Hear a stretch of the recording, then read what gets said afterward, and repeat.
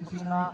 من يهد الله فلا مضل له ومن يضلل فلا هادي له وأشهد أن لا إله إلا الله وحده لا شريك له وأشهد أن محمدا عبده ورسوله أرسله بالحق بشيرا ونذيرا بين يدي الساعة من يطع الله ورسوله فقد رشد ومن يعصهما فإنه لا يضر إلا نفسه ولا يضر الله شيئا أعوذ بالله من الشيطان الرجيم إن الله وملائكته يصلون على النبي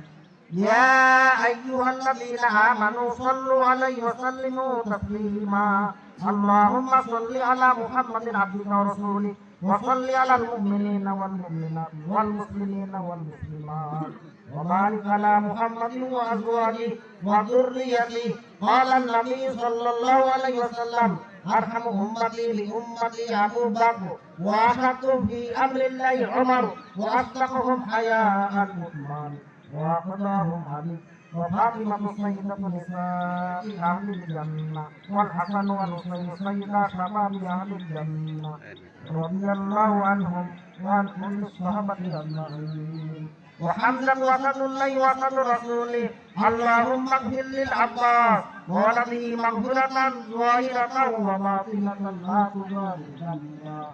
الله الله في أصحابي لا تتخذوهم غرضا من بعدي فمن أحب فلحبي أحبهم ومن أبغضهم فلحبي أبغضهم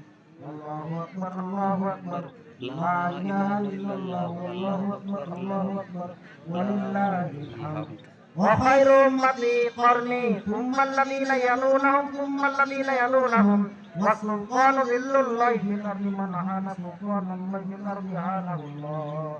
إن الله يأمر بالعدل والإحسان وإيتاء ذي القربى وينهى عن الفحشاء والمنكر والبغي يعظكم لعلكم تذكرون فاذكروني أذكركم واشكروا لي ولا تكفرون